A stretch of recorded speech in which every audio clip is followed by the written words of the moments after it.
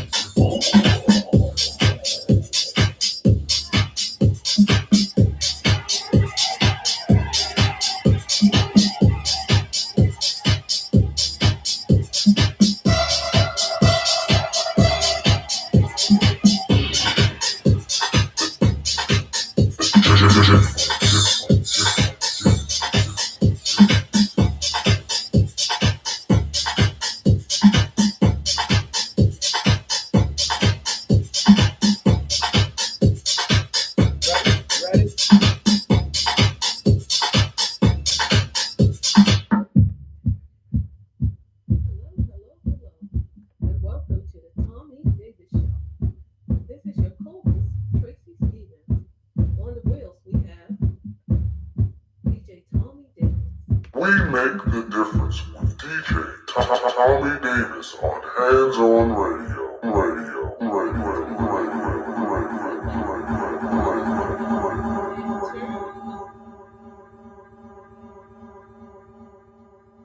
Jerome. Okay. We got just cameras here. All right. Let's see what we look like. You know, I hate. Yeah, just because the monitor's on. Let's see. I can't from this angle. I can't see if the well, it's here, I guess. I can't see if the green is jumping or not. But anyway, happy Monday. Thank you again for tuning into the Thommy Davis Show. I hope you download that app because that session right there is something that you needed to hear on loudspeakers. We would have turned your house into the club. You sure would have. Well, anyway, I am your co-host, Tracy Stevens, and I'm trying to get my mic together.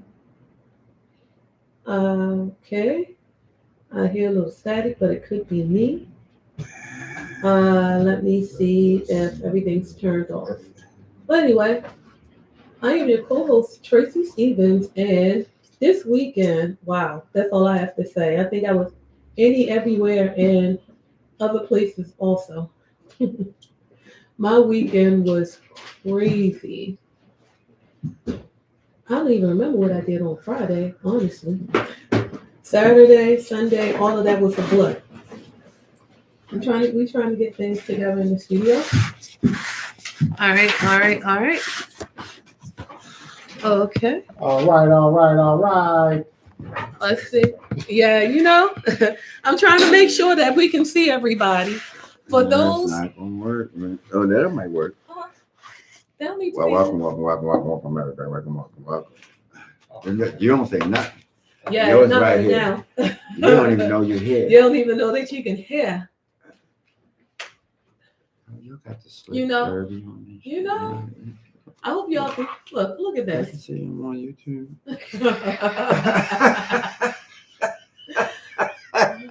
So, go ahead, Tracy. Talk about your weekend. Okay. We got 20 minutes. You know.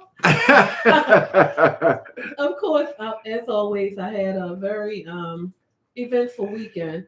It started off honestly on Thursday. I volunteered to you might think we're live. I volunteered to help clean up and actually paint a student center, New Song Learning Center. And I ended up meeting a whole bunch of people from BGE. They gave me shade. Oh my goodness, they gave me shade. And wait a minute, you telling us about watching paint dry? Oh no, we're actually painting the gym. We're getting it together. But there's shady people. Oh yeah, they were getting. Oh my goodness, they gave me shade. Like we were. Wait a minute. Who don't?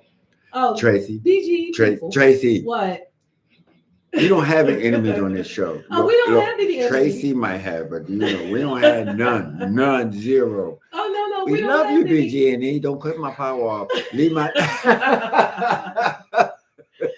Let me tell you, they ordered Papa John's pizza, right? It was. You still doing it, ain't you? It was a whole. What else did you do this weekend, Tracy? What else did you do? Oh my goodness! Anyway, Tracy, I'm great. See, you know me. I gotta What? I gotta look at my calendar because I got too much going on right now. But you don't have to do everything. Do the stuff that's not watching paint dry. Okay, so what's today? I don't even know what today is. Why you? All right. You act like you've never been on this show. So Saturday, I went to the Equity in Action conference out at Maryland Live, right? And it was great. I sat right next to this lady, right? Her name was Miss Patricia. I had to remember her name. Her name is Miss Patricia. So Okay, all right. I was sitting next to her, and I don't know. I just walked up to somebody. How Miss Patricia? So I walked up this. I was like, "Hey, anybody sitting here?" She was like, "No." It's like, "Okay." I just started sitting down. I had on one of my political shirts, so she commented on that, and then we started talking. This was so cool. So one of her ex-husbands, I'm sorry. You know we can't see you, right? One of her ex-husbands, I'm not going to put her business out there, but one of her You ex-husbands. jamming everybody out. So, one of her ex-husbands. I'm getting a button that says mute, so I can. One of her ex-husband's uncles was Clarence Jones, and he's the one who snuck the tablet into the Birmingham prison where Martin Luther King was staying. Yeah, and they still have the tablet with Martin Luther King's signature and everything on there. And she was telling me how Martin Luther King was telling him that he felt so bad because so many protesters got locked up and he didn't have a means to get them out. So someone from Rockefeller gave him a call, the guy Clarence, and he was like, go to the bank Saturday. And back in the day, banks weren't open on Saturday. And he was like, it's not open. She said, well, the lady on the phone told him, well, it is for the Rockefellers. Okay. So he went to the bank. They gave him a briefcase. I feel so. We can hear you. I was okay. We're just waiting for the punchline. All right. So they gave him a briefcase, and they also gave him a promissory note. How much? So he signed the promissory note, and you remember back in the day, they gave him $155,000 in that That's briefcase. Equal to $500,000 now. Right, and then they told him to go and. Wait a minute, let me stop this. Okay. All right, no problem. So, excuse me, y'all. So they gave him the briefcase and told them to bail out all of the protesters. It stopped my connection. Oh no, it came back on. See. Oh. So they gave. Why are they sending hearts about that? They told him to take the briefcase and bail out all the protesters. So Rockefeller, when he got the promissory note, he tore it up. So the Rockefellers are still out behind Chase Bank. So that's why you always see Chase Banks within the black and brown areas, because they still are in the fight for us. They're trying to make sure that we have equality, make sure that we get treated the same as everybody else. That's all that. So I'm like, shoot, I'm looking to, You're rich, you can do that. I'm looking to buy stock. So I'm going to buy my stock with Chase. Yeah. I got some stock tips too if you need them. But yeah, I used to teach people. Woman, I used to teach people how to buy and sell stock. That's right. It used to be a price. T-Row Price, Price, right? I had my series, whatever it was, where I could, was it series C? Series something. It's been so long ago where I could legitimately buy stocks and stuff for people, trades and all that. But Can you buy some for the station? I could. It all depends on how much money they are, because I know what to invest in. Our stocks are low. What else did you do, Tracy? Okay, Saturday night. She's going to the county. I'm going to the county. I told you 20 minutes, right? Saturday night, we went to go see Yuri. Oh, at, right. At the PT Models thing. Yeah. Showcase, yeah. Yeah, so. He was here last week, right? Right. So they was here last week, and you went, and I came. Yeah. And it was. Tracy? What? It was a fun. It was wonderful. It was a fun time. It was a fun time. I had to get at the crossing. It was a fun time. And also for you hip hop lovers out there, No Limit and Cash Money went against each other. No, they went against each other. So is that in Baltimore? That's enough. You went there too? No, I watched that on what is it called? IG. In the story about that. Where they're talking about Birdman. All right. So the showcase, they was here last week where Yori was the headliner. So and they introduced new people. You know what I mean? That's the first to give them some stage experience and stuff like that. And I mean, I'm not into hip hop anymore, but they was pretty talented. Yeah, they were. You know, pretty talented. It was one guy who had the '90s rap. He was really, really good. I'm like, that. Bring '90s rap back. Of course you are. Yeah. So they was ladies and guys, you know, and they was quite comfortable on the stage, that's what that gives them a chance, so that they don't be caught in the headlights when they go on the stage. Tracy, your face is saying. I'm not on YouTube, so y'all can't see me. No, Tracy. So, and then they had fashion shows with young designers, and it was pretty put together. This is his third year doing that, and it's like, wow. So he was great to have on the show, and and it was quite a long show. He had enough. It was quite bootylicious. No. You didn't get it. Too late now. Too late now. So y'all can't see me, so I'm good. That's all I had to say. But all in all, it was a really good show. Yeah. That's the weekend. Yeah. So they got some more stuff coming up. Just look up PT Models. Yeah. And actually his mom's and his grandmother started it years ago, and he picked it up and put it back out there. So that was like generational. It was really great. And they're also looking for more models.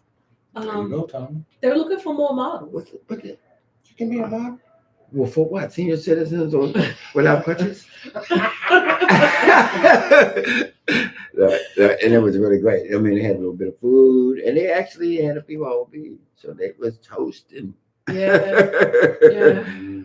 So you want to look up, you can go and look online for people out there that's PT model. So you got a young child or son or you new to the business, it's a great place to do it. Just hit them up about it. They got some other events coming up. So and if you would like to sponsor someone, hey, sponsorship, you can sponsor Bootylicious, right? Pretty much. I gotta get that button. I gotta get this button. I got it. Well, hey. So anyway, so then Buns reunion. Yeah. I went to Damon's event first with Mark Francis. The Masquerade. The Masquerade. Masquerade, right? Yeah, the Masquerade Cap or something. That was nice. Did you heard Mark? Yeah, when I got there, Mark was on. So you didn't hear Conway. Conway. Yeah, Conway. I didn't hear him. He was dancing. So I heard him say, yeah. But besides that, no. No. Yeah. But Mark Francis was he was rocking out. Yeah. Played some What's up, Mark? He played some Quantized stuff, He's from Quantized. Yeah, was getting it in. I'm like, go ahead, Mark. Who knew you could dance like that? With the turntables. Anyway. Yeah, but he was getting, he was starting to get his, he's too comfortable with Baltimore now. He's been here now. Because he has that Baltimore bounce now, like all the DJs be doing. So Baltimore bounce. I'm like, okay, I see you, Mark. All right, so the Buns reunion. Oh my goodness. So as last year, I said they don't have enough system. This year they gave me enough system, and he had 2 subs in it. I didn't know he had the subs in the car, but there was enough subs without them. I would have said go get them anyway. You know me, there ain't no such. There's no such thing. So they went. So I tried. You know how you when you're doing a reunion, some of us older DJs actually try to play the record from the period. Unlike the Odell's reunion where they kind of do snippets of it, because young people don't have the experience. They can't relate. So I did a lot of that, and it was really nice. They was getting it. This is over 40-year-olds. Nice. They could go a good 3 records. Yeah, they were falling out. I'm like, okay.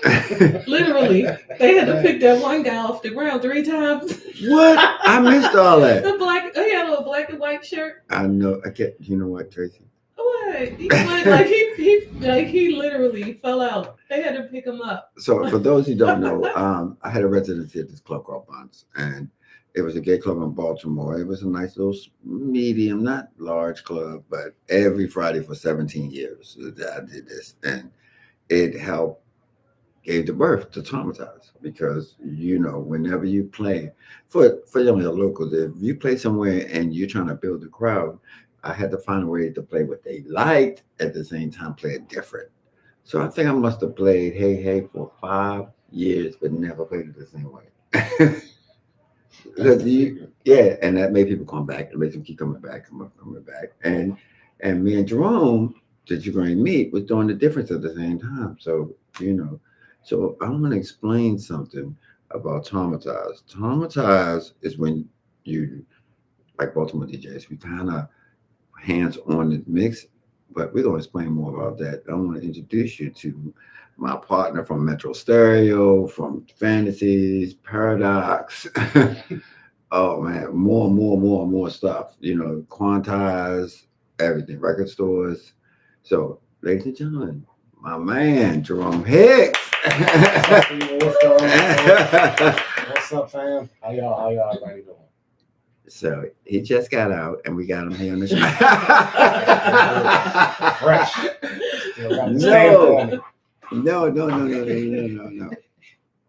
So Jerome, you was the original Traumatized because Jerome was known. We worked in the record store 6 days a week for years. Yep. So Hickory Dickory, and that's what I called him because he would play what y'all listen to now is what I was calling Hickory Dickory music.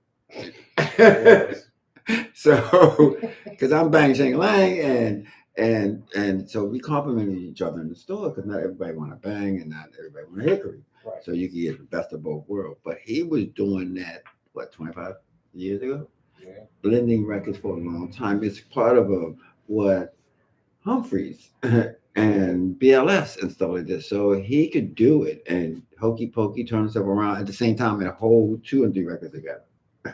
Create a melody. Yeah. I think it started in the bedroom, just letting 2 records blend together to see what happens. Yo, you was good at it too. You can go from an instrument. Y'all wouldn't even know he doing stuff, and y'all think the record go like that. Yeah, that's part of it. Not changing your dance energy, but you can see it's different because when you say, wait, it don't go like that. But you notice, you don't notice it in your dance, but if you singing the song, lift this mic so it's right straight. You might need to take this off. You don't want to. Yeah, take that off. That might help. A lot louder. Okay, is that better? Yeah, way better. It's way better. You call it the hokey pokey, but yeah, that's what it is. Well, that's what it is. So those of you that are not aware, in Baltimore, we was one of the first DJ salesmen. You know what I mean? So what we would do is play the record, say this is how you play it. Pretty much. From imports to hip hop, we had the first hip hop section. We sold music. We sold everything. Yeah, if you wanted it, you said, I need an acapella. It's like, we'll come back next week. And that started this trend. So if you're not from Baltimore, it's why we have so many DJs.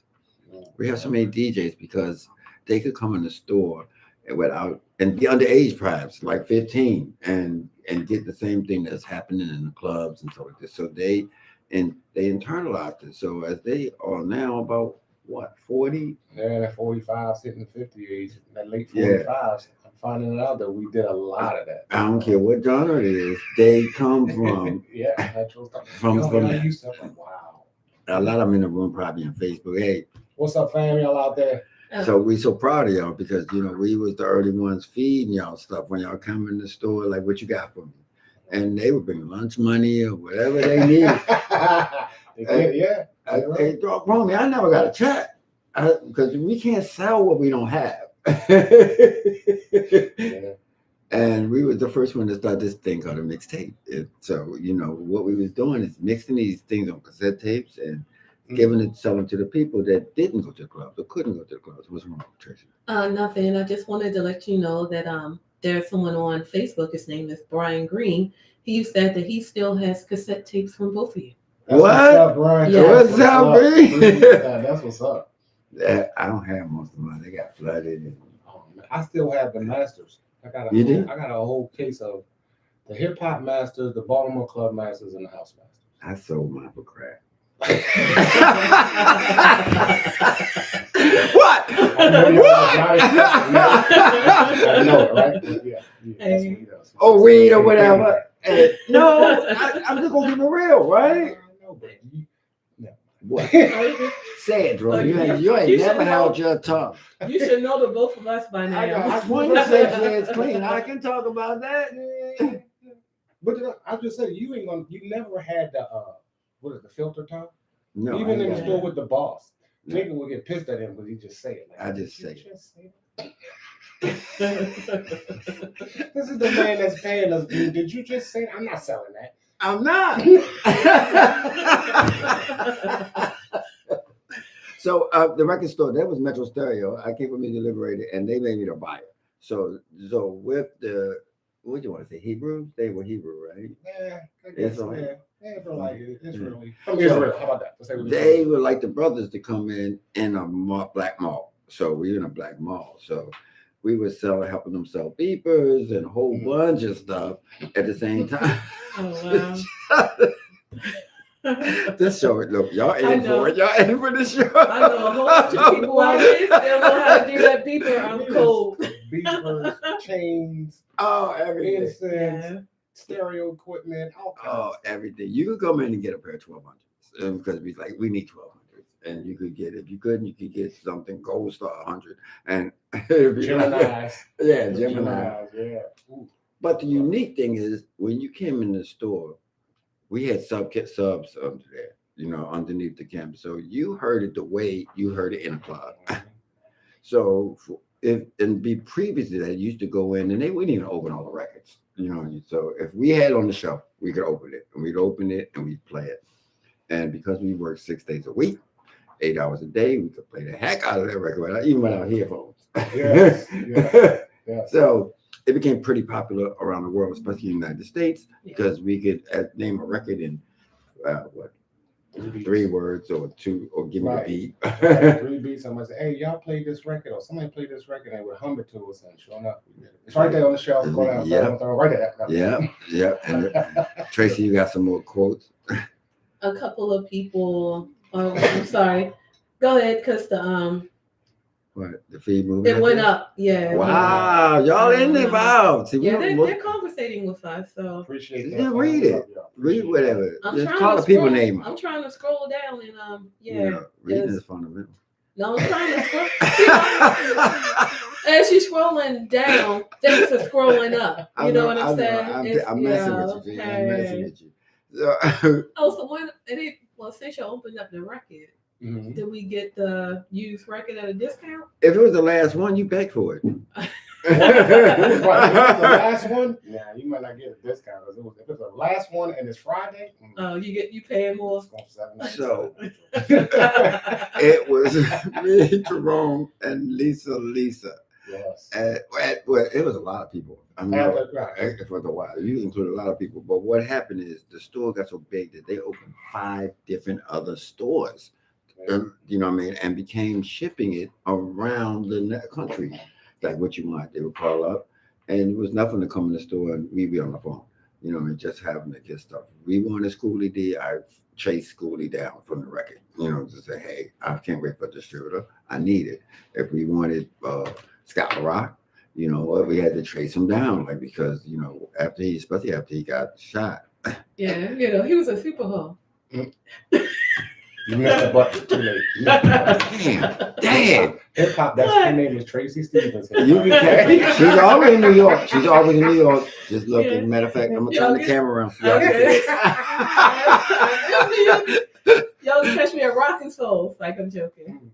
All right. So we were probably one of the first early one stops before they called them one stop. Really? Because we had, you created a track where a line of music that were coming from all different angles. We had records from Chicago that a lot of people never even knew existed in them early track days, right? I still got a lot of them trackers in my basement. It's like, wow, look at this. And it's like one-off labels that you never heard of anymore. And we had a lot of white labels because they would test it on us. If they know, if you send us a white label and we put it on, and the people say, I want that record, we say, hey, hello, give us 50 of them.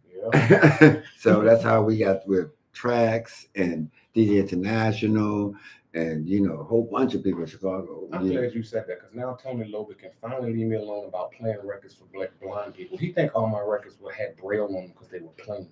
Blank. Yeah. Well, Jerome, we was known for covering up a record. Like, you know what? We would cover but if it it was up. white, I didn't have to cover it. It was white. I didn't have enough to cover. I had to write on it to say what it was. So I'm looking at it. I'm in a dark DJ booth, so I pulled it up like, what is this? So it was white. But Ray Charles. Yeah. I mean, we kind of known for that because people talk about it. When they pull me up, they say, hey, why you always covered up the record? I said, we would only do it to make it interesting, and then you would say, what is that record? And keep saying, we're like, they're like, come to the store and I'll sell it to you. No, they're in the store. They was in the store. Got you. So somebody said, don't forget to mention the old and new Odell's import tracks that y'all used to play /sell. That could be anything. Like Jerome. Plenty of them. They talk about, I remember one record that kind of shook everybody up. E2, E4. Yeah, it did. It did. That was one of the ones that you didn't. If you didn't, act like you're talking to somebody that's maybe a dancer, but not know the name of the record. So you gotta help them out. Right. That was one of them records we would play at Odell's. Kind of like early, like that 114 range, and it just went on forever. It was a long building kind of instrumental record. It just built forever, and it was $18.99 at first when it came out, something like that.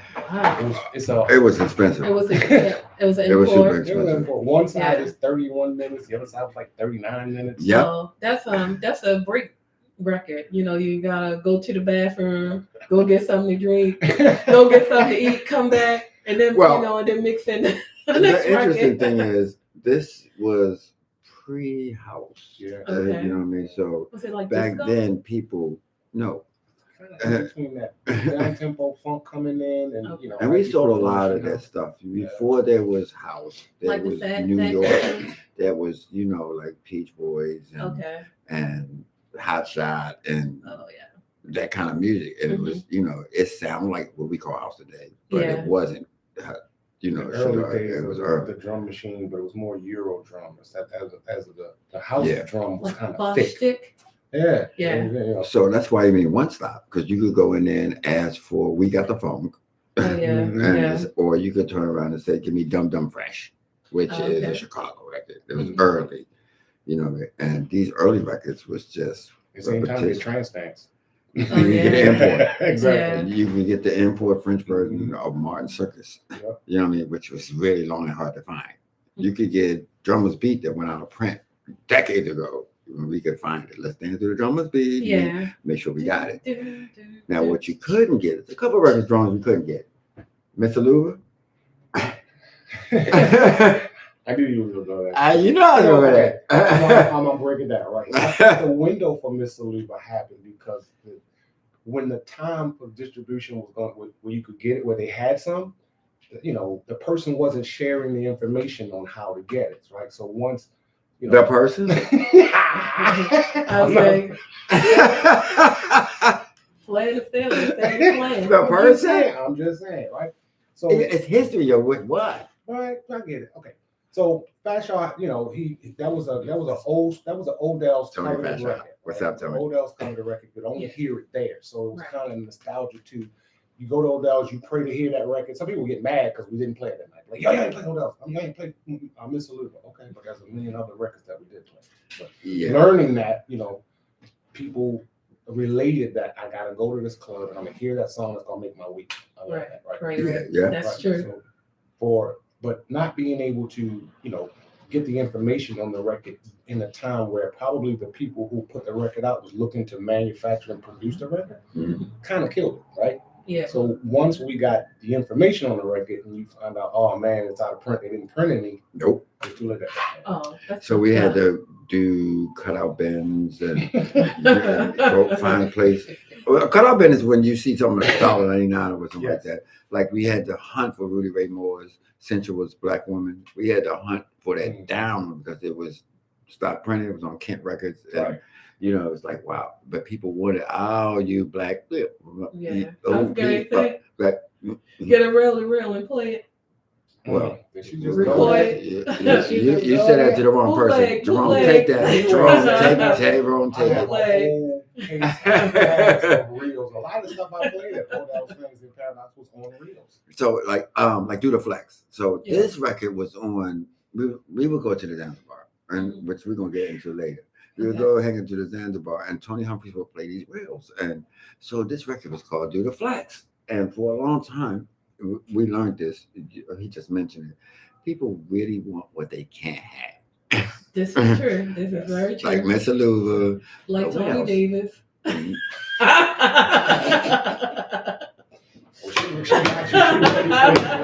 The button. I just missed the button. She was slow, man. Okay. She got you. She didn't take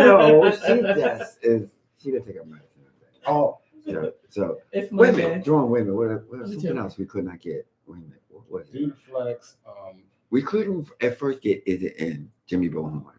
Just the original. And to this Canadian company. Yeah.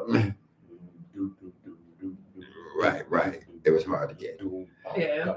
That song is still nice. You can still play that. You can still play it. Yeah. It was hard to get some of these records that were on other labels. So they would come in the store and they would, like, my brother keep playing this record, and they're 15, they'd hearing his brother because his brother hanging in Odell's or 32nd or Gatsby's or Capri or something like that. Then for out of town, that these are all what you would call the urban, what is it called? Chitlin circuit. Clubs, right.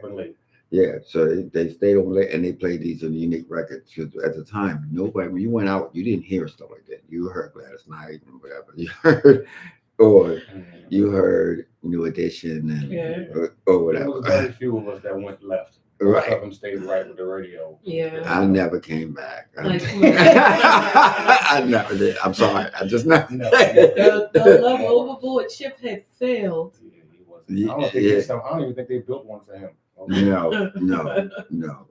So these records, so we were hunting for them, and if we found them, you had to pay for it, because we had to find somebody that had it and say, look, would you want to sell it? If somebody really wanted it, and we asked the people, how much do you want to pay?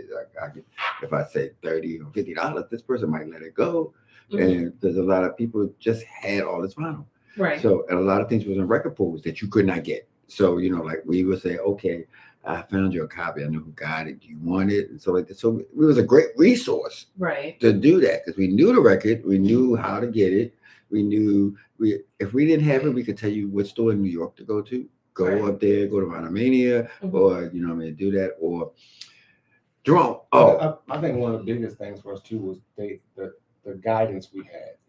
They believed in what we did. So you could pile 30 records up for a job, and they wouldn't care to listen to any of them. Just pay and be like, all right, I'm good. Come back to the next video. I rocked the house with them. Wow. They would trust you and just say, here.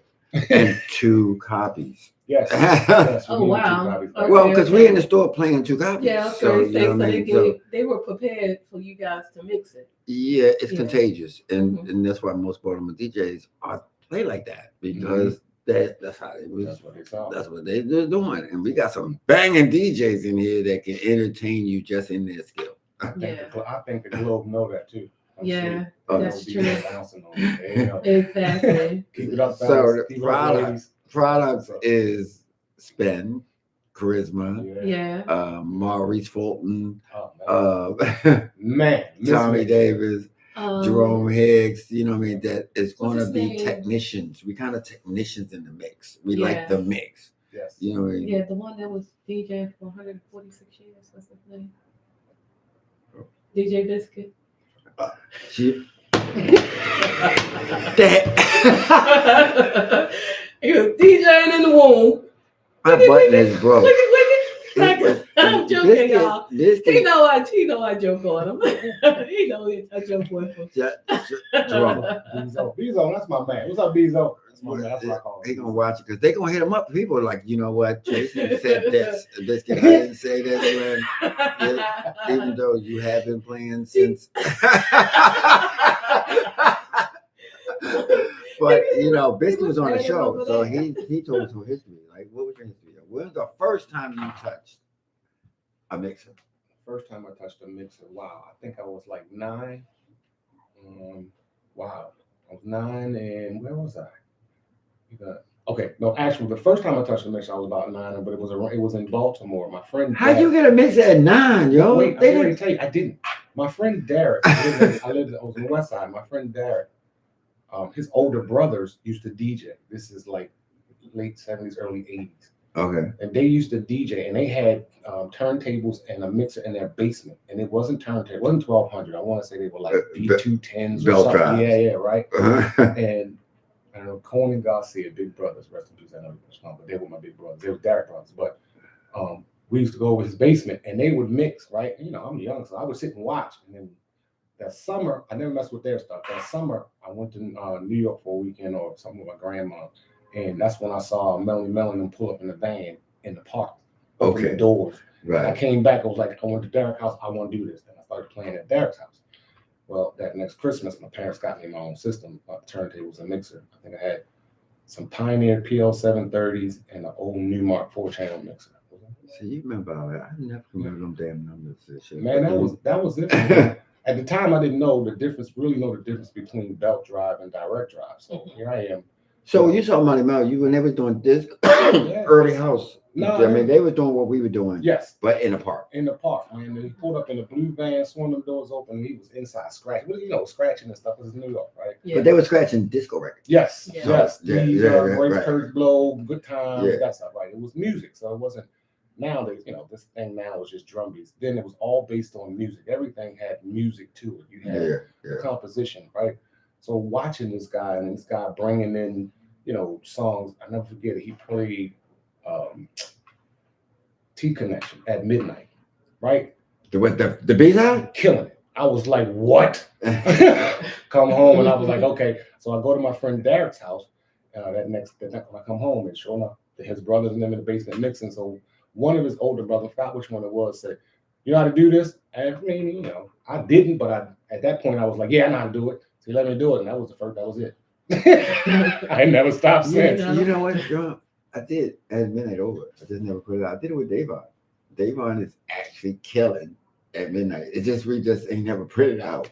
See. The B-side. The B-side. Why you didn't send it to me? Okay. See, that's out the bag. See, what had happened was. No, push the button. when you do a lot of music, you don't think about it. You don't think about it. You know, Jerome, how much I'm in the studio, man, spent to do a lot of stuff. I work with a lot of people. Like I just played, if you listened to the show earlier, I played a whole bunch of stuff that Jerome never put out. And that was the whole segue too, this wasn't it? That was say that. Yeah, you set it up. I'm gonna talk about my at midnight, and I've just played soul to tech and strumming that never came out. And tell the truth, they sounded great. Yeah. I was like, whoa, I forgot all about them. And that's another thing. That's true. You do. You do so much when you learn and get into that production role. That whole transition from DJ to production, once you realize, wait, this is how they make this is what happens when I play. Once you get to that level, you get to do so many things. And, you know, it's not that they're not finished. It's just that I can do something else. Them joints is finished. Yo, you heard how they sounded in here. Well, I know, right? But in the same token, at that moment, they're not finished. But it spawns another idea. So then you're doing something else. Now you got another track that you didn't create. Yeah. That's the life of an artist. That's, you know, because it's never finished until somebody else tells you it's not with him. I could have played for 2 hours of stuff y'all never even heard before. And several versions of each one. That sounds like a new release called the Power Sessions. Hey. Quarantine. Do you still have all those sessions? You sure you ain't lost it on a hard drive? No, they're all in the same. They was killer. I was shocked. I was like, oh, dang. So before we get that far, all right. So your first gig, Underground. You did the Underground with Mel, with Lil Mel on the Underground. I was 13. They wouldn't let me in. I wonder why. You probably looked like you were 7. I probably was 7. You know what? She gonna tell everybody business. That's why they I probably was 7 though. So what year? Do you remember what year this was? Or how old you were? 81. So that's right in. in the heat zone. Right. So this is your boy Derek Bolden. Somebody was having a birthday party. Then I want to think it was maybe their first night opening, right? And then he told them that he had a DJ. Comes to get me that Saturday. Me, my boy Rod and Derek, the ones who's going to corner with, grab all my records. Now, I didn't have records. I got like 12 crates, the long clover crates. And we go to the underground. No. We go. He come picks me up in the car. We go to the underground, and I had no idea that I'm gonna DJ in a club. He said a party, so I'm thinking, young kid. I'm thinking somebody's basement party. Yeah. So we get to the space, which is the underground. We go down the steps. DJ booth's right there, and I'm playing like I normally play in my room. And at the end of the night, they were like, "Yo, we thought it was Odell's up in here." That was my first gig. Wow. I didn't know that you never took. Well, you might not, just don't remember. And then the night, Barry went to give me the money, and that's how he realized I was too young. They turned the lights up, and he went to give me the money. He looked at me like, "Young man, how old are you?" And, I don't tell fibs. Those are 13. As I'm taking the money, holding it tight, like, all right. He said, "All right, do me a favor, come back when you're like 16." And he's looking at Dirk like he wants to punch Dirk through his face. See, that's why Dirk asked me to go there, because he would have told this story. Probably why. But unlike any other shows, I wanted Jerome to come in here because y'all call it flowers, but it's just history. You know what I mean? It's not. We're not saying that what we do or what he did is all that fantastic.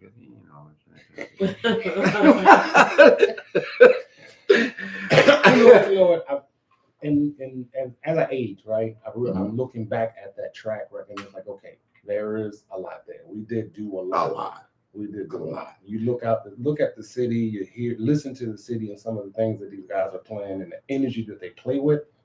That's us, bro. Tracy, anybody say something you want to say? No, they were just talking about some of the cuts it's like cut examples, like what? Okay, now it's moving up. I know, Terry, but they're still mad with you. Whole lot of love and trance dance. Imports. And they were talking about you told them the real story. That was Dirk Baldwin. You said the real story, okay? You saying he did tell the real story? Yeah. And Pete Sierra said melodies, back in the day, technical DJs. Oh, yeah. So, yeah. I mean, Baltimore is built for that. I mean, for real, because Baltimore people are kind of like the Apollo. So if you can't play, if you don't stay in your basement till you get them beats right. I would say the gong show, because you know how the gong show used to bring that man out there and have you dancing. You have your own gong, so you know you. But the people in general, you know what I mean? Now, what's funny, Jerome? If I go listen to a tape back in the day, they were nowhere tight like we are now. Oh my God, don't say it, bro. I'm going to say it. I found one, and I think it's from 87. It's kind of muffled. These are going on, and man, I was like, that was you? What was you doing?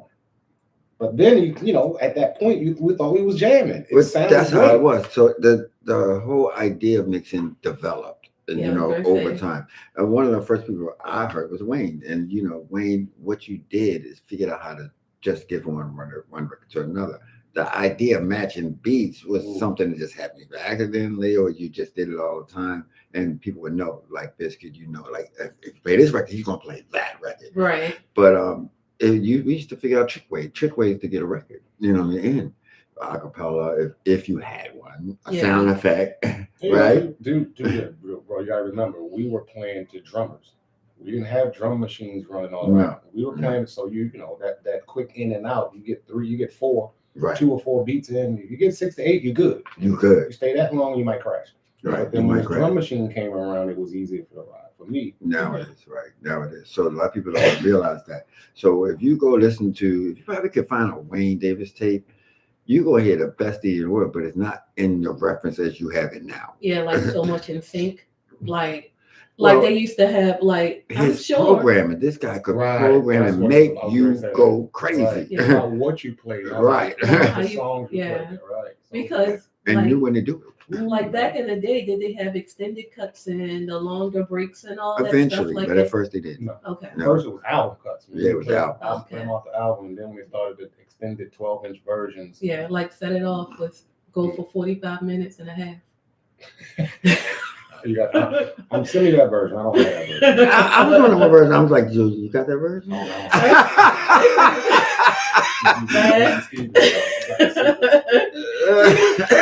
on the original Set It Off, you can dance with 3 people and still have some music left. Like, oh, man. Wait. That record itself, right? And the energy that it brought. Yeah. Yeah, we couldn't keep it. We couldn't keep it in the store at all. You can wait a minute, Jerome. You didn't like it at first. I still don't. You can still play it. Like for some reason. Wait a minute, Tracy. He didn't think I remembered it. He was like, "Why?" You know, I said, "Yo, this is dope." He was like, "Man, that's stupid." On the left. I suggest, like, yeah, because he likes songs. Yeah. So to him, it wasn't a song. It's Yeah. It is. Well, I have to say that it is kind of, but it was a hard hokey pokey song. Yeah. Okay. For me, I'm not a guy where I'm not gonna play the song that the crowd wants. I'm gonna play, so I play it in all the clubs. Yeah. But personally, if it's something that I have to endure for myself, I don't want to be marching and I don't want to be hokey pokey and I don't put my left foot in and my right foot out. If you're gonna give me a song, sing something to me that invokes my spirit. And I learned that by working with him, you know, because I would watch him do it. So there was time, but if I didn't leave. Have I always been like that? Yes.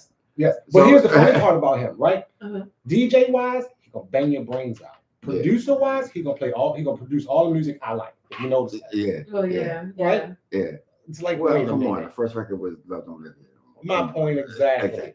But Love Don't Live Here No More told a story. Thank you. yeah, it was. Yeah. This is where I learned it from, that energy. I didn't say I didn't do it. I sold it. Like, we had to sell this record. I had to understand. And he was like, he would take a Germanda record like Drifting and just keep playing like, yo, do you have another song? Drifting. What?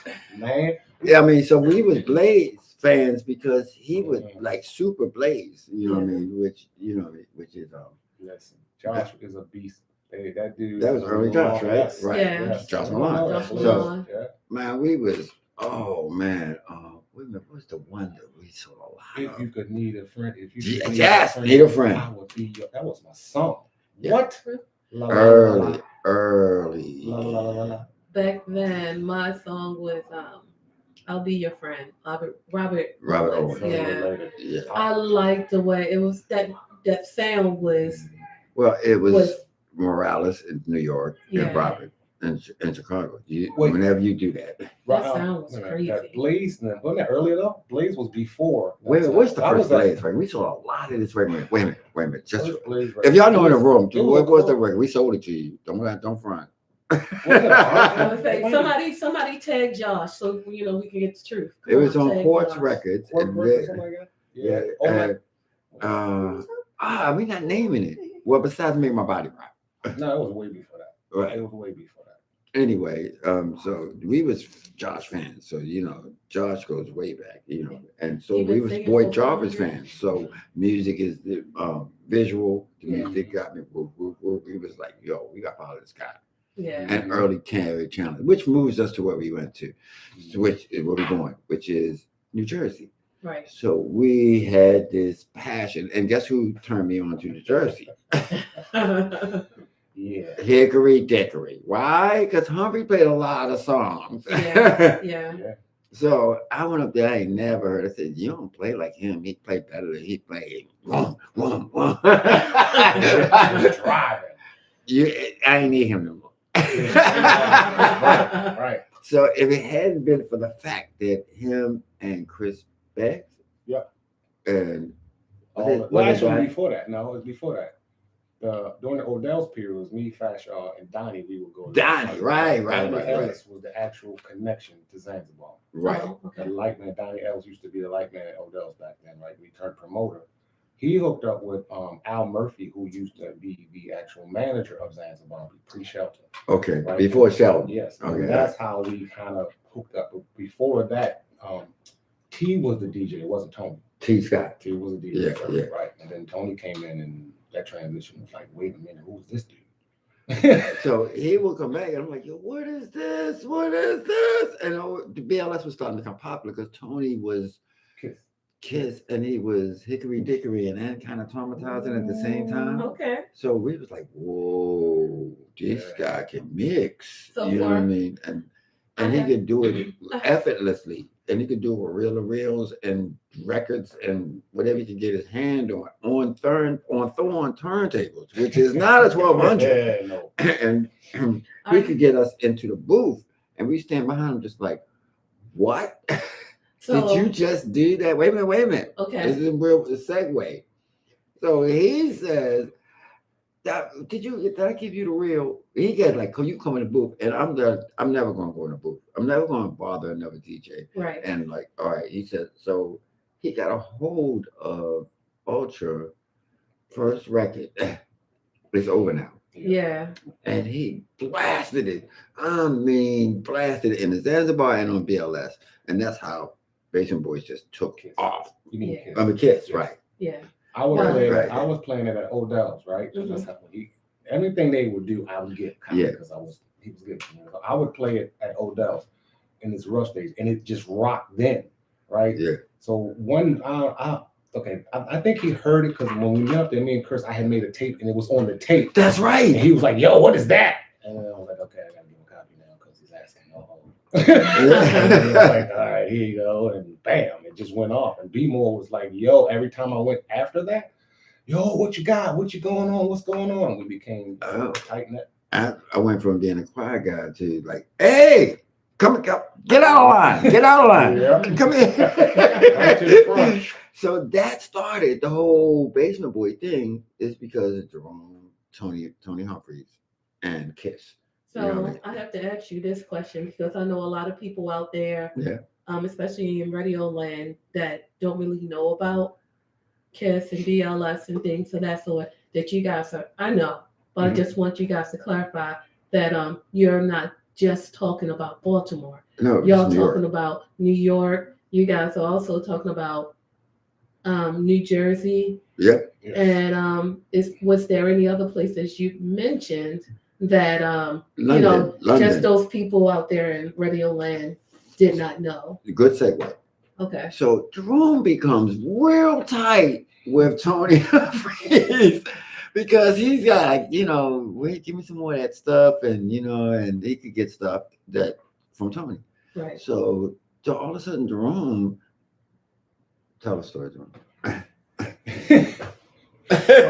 So from Odell's to Fantasy to Paradox, my bond was kind of this type of dude. And I would always, if he had something that was rocking, it was more like we push the industry, right? Mm-hmm. The job of our job is to promote the music. Right. It's not your job to decide if it's good or bad. It's your job to put it out there and let the people decide. That's how I always looked at that. Right. So for us, exchanging things that at that point wasn't available for the layman's to buy was kind of like, all right, let's see what works in your market, see what's working in your market. Most of the time it worked in both markets because we're that close. We had kind of the same energy. Mm-hmm. Jersey and B-More is not that far off with it. Nope. We just got a little bit more drive in what we do with it. Mm-hmm. So still to this day.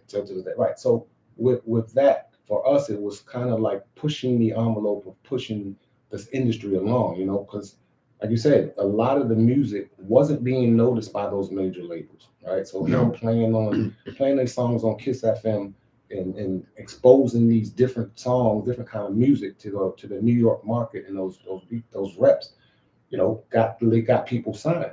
The guy sitting next to me, part of a crew that had 4 major label deals at one time. That's music history. Yeah, no, I was like, nobody does that. Nobody's ever done especially now. You got 4 major label deals at one time, and that spawned because that when they realized the energy that was going on in B-More, I had a lot of music execs in Paradox on Saturdays. Listen to what was being played. Right. I Need to Go Away got signed because of that. A lot of tumbling now. Yeah, tumbling got signed. Yeah, got signed because of the stuff that we were breaking and playing at Paradox. Exactly. But you know what? I was talking to a DJ. His name is Jamie326. What's up, Jay? Yeah, he said that Baltimore is the only place you could come and break records because they'll tell you if they love it or they hate it. That's right. And he's like, and if they hate it, you need to run.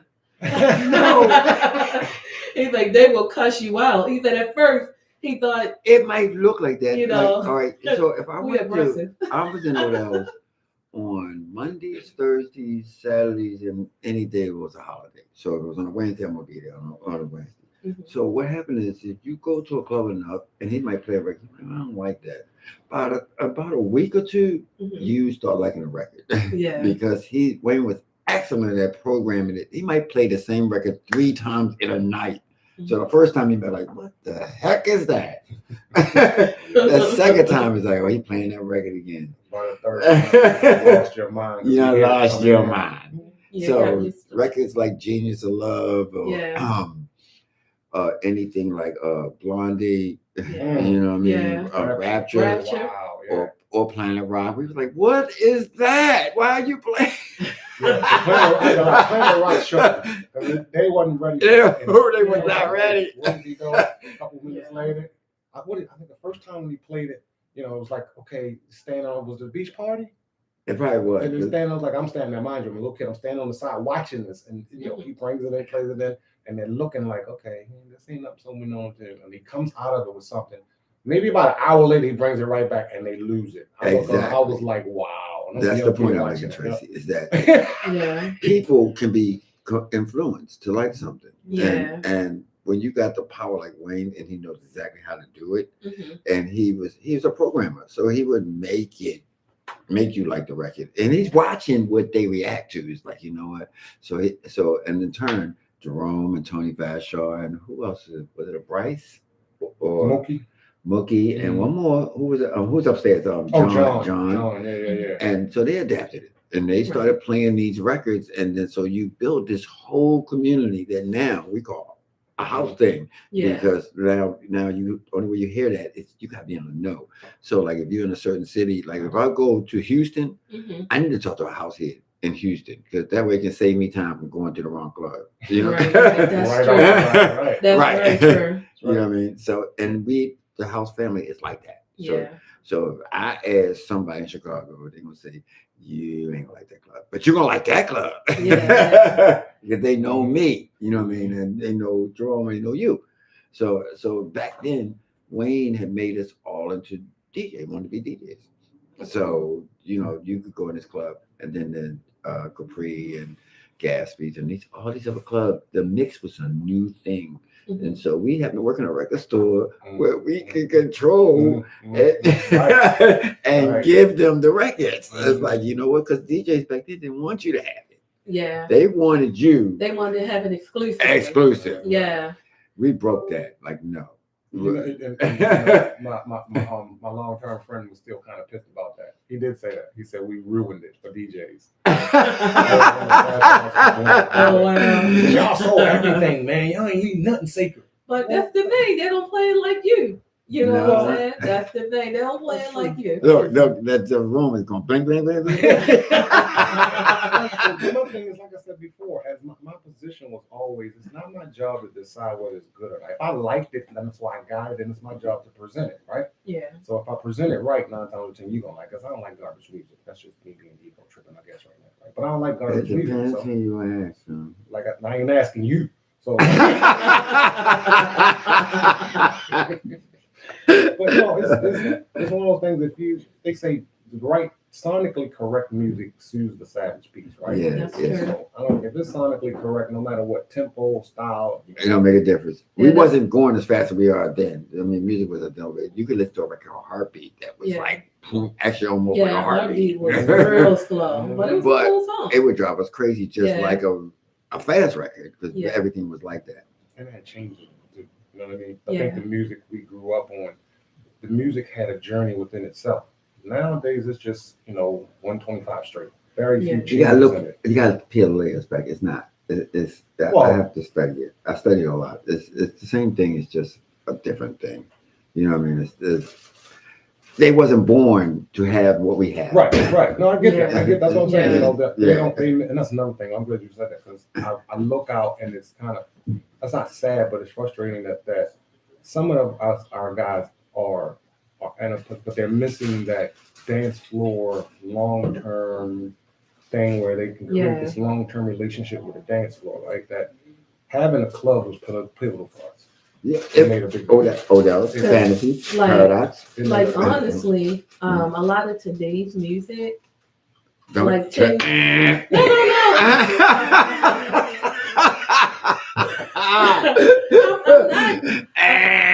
Like no.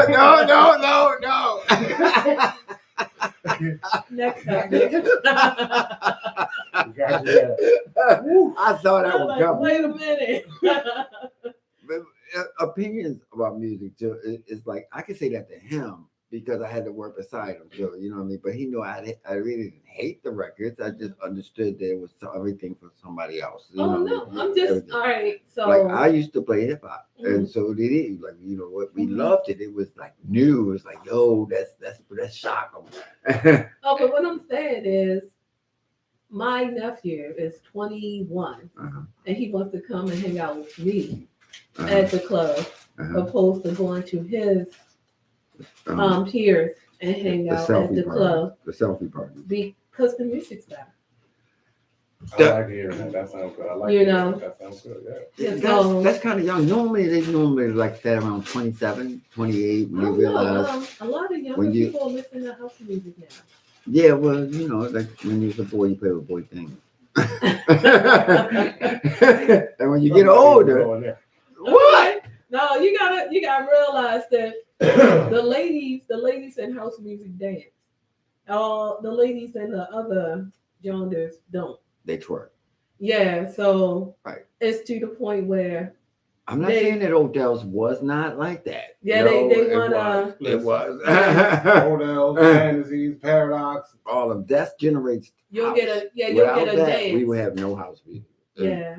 But they learned not to touch each other. We came out of freak. When I was young, we all was freaking on each other. Yeah. Because the first time we ever could touch people. You know, before then you didn't touch the person. Yeah. But the freak came out and then Odell's them all over your clothes. Those basement parties. So what I'm saying all this stuff done. So you see the different elements that happen, and we just happen to be in the right place at the right time doing the right thing.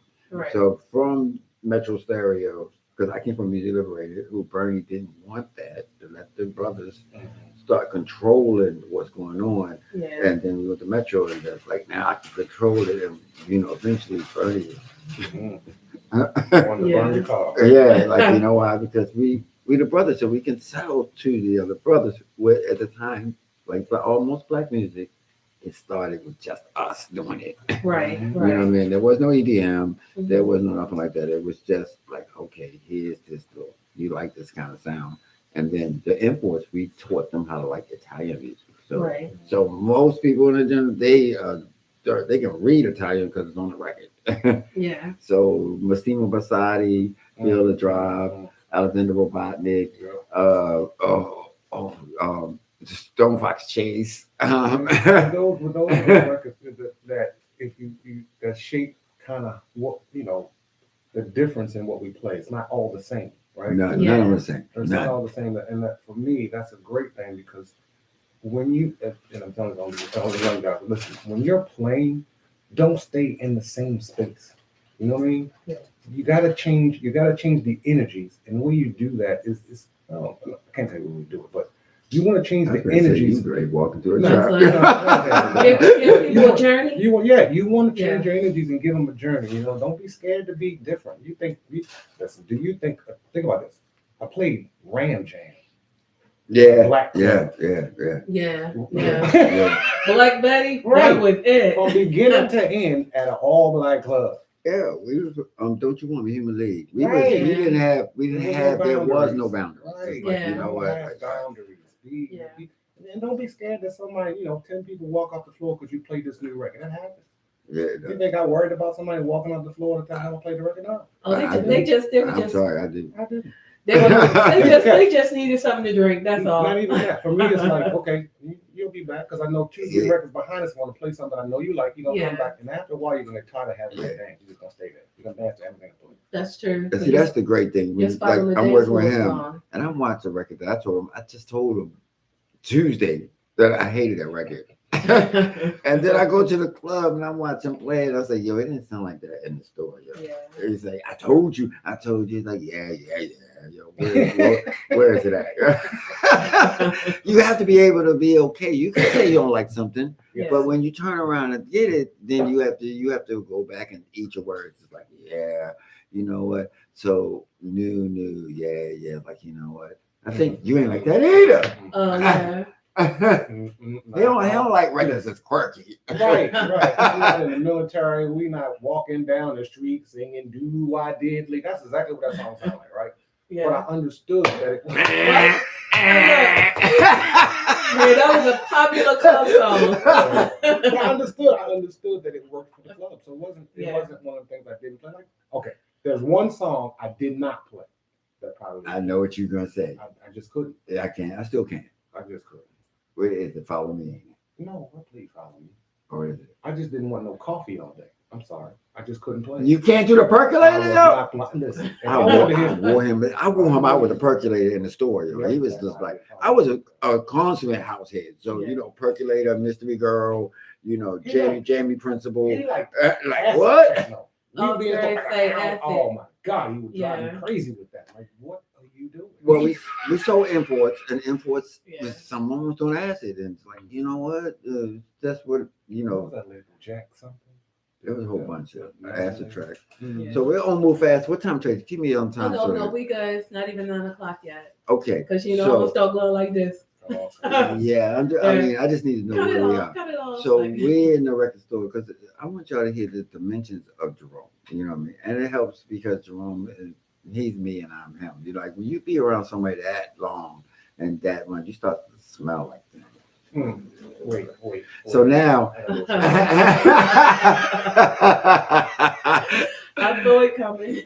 I mean, you know, it's true what they say. Watch who you keep the company of because it rubs off. But on wait you. a minute. No, that says a lot about you because you got him and me. I got what? You got the both of us. You talk about watch your company, right? Because they become a part of you. Yeah. So I'm doing, like you said, I was like, you know, I want to hit percolator stuff like this. I didn't start doing that kind of record to 33rd and the Queen, but before then it was Alternate Tales Over Now, Crystal Waters, Mass Order. You know what I mean? Because that was the New York side of us. The melody song. The New York side. You know what I mean? That was very much song. You know, we wasn't Pet Shop Boys. When Chicago went Jam Silk is when he was in. It was in. So we watch these different things. Being that we're in Maryland, we kind of get to both. We're in Maryland. We're in between. We're just about 4 hours from New York. We're about 4 hours on a plane from Chicago, Atlanta.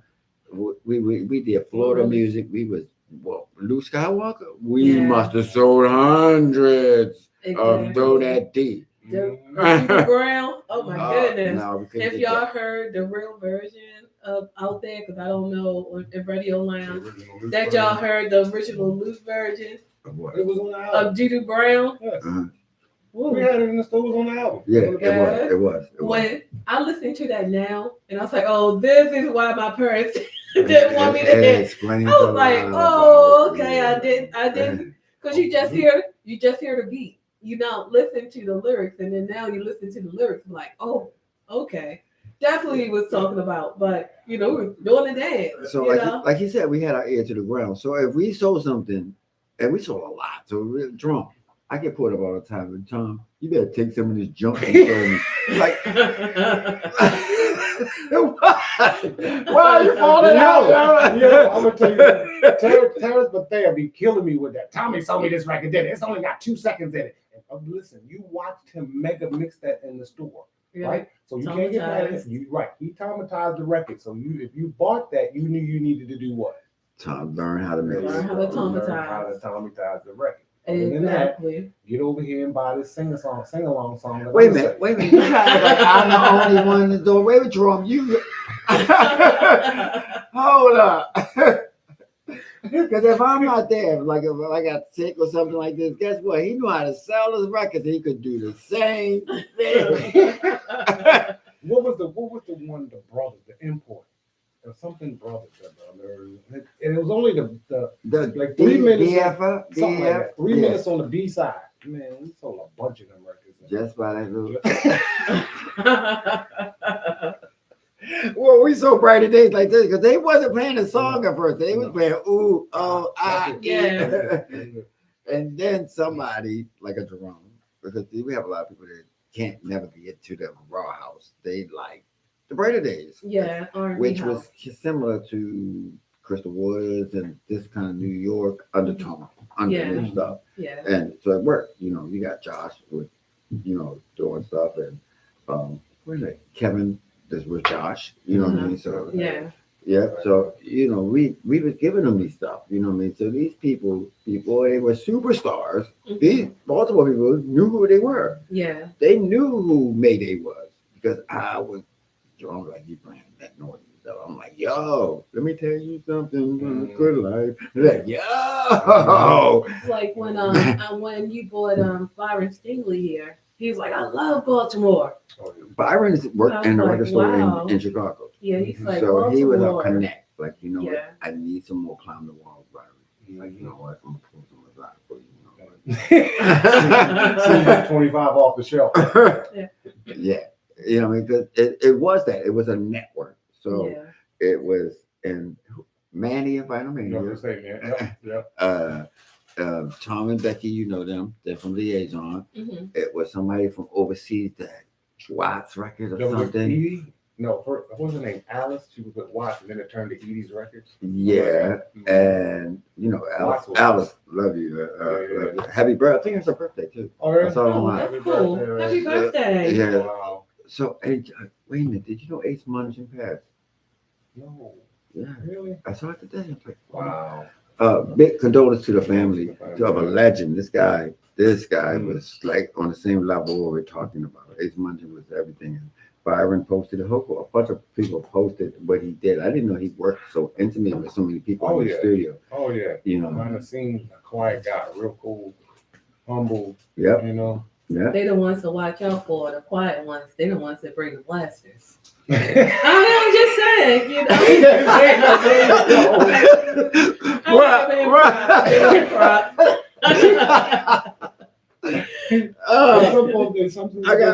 gonna move forward. So this store blew up. So when we had Billboard coming in and bringing LL Cool J to the store, like, you know what? Can we come? Can we come? Can we come? So the mall would find us every time. Oh my God, they hate it. If the movie ever come out, it'd be a dope movie. It would be. Mondon will be on fire. Okay? On fire. We do the movie of about 2 years of Metro Stereo and Mondon, and that'd be a on fire movie. Yeah, you be in there, you hear some gunshots go off, all the gates come down, and right, if you in the store, you locked in until the gun. We're gonna pull the gate down and keep trying to get that record. We're gonna keep the music. Out there. This is real talk. At the time, Mondon was called Murder Mall. So, y'all gotta write that. And it shouldn't have been Motor. It shouldn't have been Motor Beat Mall. the street like that. It would be like that. It shouldn't have been that because the only place they were murdering people was Charlie Rudo. I don't even know what you're talking about. Charlie Rudo downstairs. The tennis shoe store. Yeah, that's where they used to pull the guns out and all the, in the back. It's in the mall. It's still part of the mall. Yeah, it was inside the mall. That was my spot though, Charlie Rudo. They had some nice clothes. Remember Coach's shorts? Yeah. So a lot of people braved Mondon to come to Metro Stereo. My home. Couldn't tell me nothing. I live at Black Mall.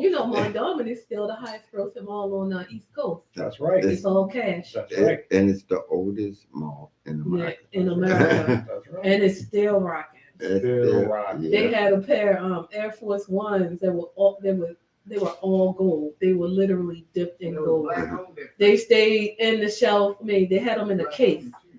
And they had the case. Where that's coming from? Anyway, I thought God was talking like, wait a minute. Lance, you could come over here, man. Lance was a DJ back then, man. Why you sitting over there? Oh, you eating. Okay. You ain't bringing enough. Yeah, I can't bring enough. They had a pair of Air Force Ones dipped in gold that was on the shelf for 2 days. Somebody bought them cash. They had snakeskin Air Force Ones. They were gone in like a day. So yeah, You know, people come drop some money. you know So I can the oil I used to buy imagine. away back then in the 80s. The what? That my oil, the fragrance oil. I still get that same oil from that stand. They still sell it. Yes. They Yeah. still say, what's the name Yeah. of it? I ain't telling nobody. So you trying to get me? My My secret That's oil. your secret. That's my secret oil. It's Indian sandalwood, but you can only get it from that one place. I've been getting it from the same place in Black. No, I probably can't stand it, yo. I was with you for all them years. Like, wait a minute. So wait a minute. So we went to this store, and house was something new. It was this record called On and On. I was just stuck on it. I quit music liberator over this record that he didn't want me to have. He said, "I'll get some more." Like, no. I gotta have this record. And so eventually, when I moved there, I started finding those house records. And then one day, these young guys came in, and they was making the joke about house because people are always reluctant to like something different. Yeah. So they came in and they brought this record out called a tape and said, it was a blizzard like the day before or something. So they had nothing else better to do, and they said, listen to this record, get the hoe. Yeah, like on tape, right? It wasn't. It was just a track. It wasn't really organized or nothing. Yeah. And that song's still rocking though. You gotta say. So I said, look, and it was hard because they had Modern Romance, they had some more stuff in it that they heard us playing. They was very young. They understood that it's something right. Yeah. So I said, go back and then, do this, do that. Because house is very technical. You need to make sure you have certain arrangements. You just can't go and it's going to be like this. It's not going to be like this. Yeah. And I said, you come back with it, do that work. I'll put it out myself. I didn't think these guys were going on that. But I mean, it was 15. It was serious though. They was rappers, you know what I mean? Okay, when they came in, you knew they were serious. Think about it. They had this big goofy one with them. Oh. No, he was not goofy. He was quiet. You even remember them playing the cassette of the demo. Yeah. It was together style, right? It just, like you said, it had some arrangement issues, but struck idea-wise, it was dope. Right. So we were playing, and the customers in the store was like, where can I get that at? I was like, really? I said, look, y'all go hook this up, do this arrangement on it and stuff, and then I'll put it out. And they came back, and I was like, okay, I'm gonna keep my word. I had to go to the Hebrew owner and said, listen, I need about $1,000. But if you get this record, because as a matter of fact, I had to do it. I said, watch this. Put a record on one of the white labels and hit the cassette. And they're like, where that record playing? Everybody in the store, like, where that record playing? Yeah. Like, what? He said, okay, do it. And we got an acetate, and then we played the acetate for a while, too. Acetate is a demo. Right. And when you play it, the more it gets worn out. Yeah. So they was really screaming for this record. So then we actually did it, put it out, and they bought it from day one. And the Chicago people bought it even more. I never thought about that. I was just doing it because our customers were saying, "I want them niggas, yo. Where them niggas record at?" That's what it was. Right. And I put it on this one, said, we're going to call it, because they could not put their names on it. Yeah. I mean, their group name, which was New Marks. Right. They couldn't put it on there because they was with, I think, Randy Dennis. Yeah. And, back then, people, and still today, they think you can't cross genre. Right. So, luckily, they did, It's True, which made it even solid that they can't do that. Yeah. But first when they did Girl, it wasn't big until Milli Vanilli heard it over in England. Yeah. What was one before that? My favorite one, Do It Good. That was my favorite. Really? I used to like That's what alternate The technique. first one was I Rhyme liked So Have you ever heard Rhyme So Deaf. Deaf? First one was Rhyme So Deaf. Yeah, I like that. Have you Yeah. ever heard Rhyme So Deaf? And then it was North Avenue, because eventually I became their label because of doing the underground stuff. Right. Because Metro had the clients, Jacob and them trust me or whatever I said. And it's like, you know what? We had a run of that. Yeah. And then I think what spawned them doing the other stores was your connection with the industry. Because they really, at that point, when you was, traveling up and going with the basement stuff, they really figured that at that point they could have the industry exec bringing them, feeding all their stores. Yeah. And it was. I mean, like I said, it was nothing for Tommy Boy to come in there with a display and a pile of records. And give away and merchandise. I had a sleeping bag jacket, and nice. it was nothing to have a Def Jam this and stuff like this, because all of a sudden the world is paying attention to this little city called Baltimore. One little store in the mall that's blowing records out the window. We had Ice-T and his wife come. Wow. We had Cash Money come. You gotta remember. You gotta get on the mic, bro. Yeah, we can't hear you. We're on the radio. You sound far away. Back when all that music was being paid, Melvin Washington was on the other side of town bringing all those groups into the city. Him and a guy by the name of Virgil Sims. Yes. That's sleeper bag. Yeah. Right. Bag, yeah. So the world was coming to Baltimore. That's what I'm saying. Prior to that, bro, I don't think that their attention was on the city. And they realized, wait a minute, something's going on in that little town that we need to go and investigate. And then when it blew up, where these guys got 4 major label deals, and I watched that from. You make it seem like we got a open the mail and it was 4 labels. It was not like that. It was 4 major label deals. Mercury, It's more. Polygram. No, I'm saying at one time though. The 4 majors at one time. Nobody slowly. That's crazy. Yeah, that's crazy. Warner Brothers, Mercury, Polygram, MCA, all at one time. That's crazy.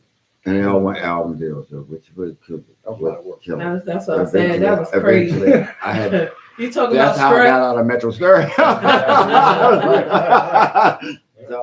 so anyway, so this record takes off. So all of a sudden, these other records join. I'm not me show, it's your show. So we selling these loops and stuff called drum beats and samples and stuff like this. So the little young guys started taking it. Yeah, jive rhythm tracks and all kinds of drums, Lin drums, acapellas and stuff. So they taking this stuff when a certain record like Sky, what's the name of the first one that they really liked? It was a label with handwriting on it. It was called Skillet. No, it was called. Anyway, they liked this one beat on it, which is like a yo-yo trap kind of beat. And Frank came in looking for that kind of stuff and I gave him Doodle Brown. Okay. And we never had a shelf for Doodle Brown. Never. It was like hard to get. Yeah. And Frank took it and gave it to Reggie and all them. And next you know, Doodle Brown is killing that.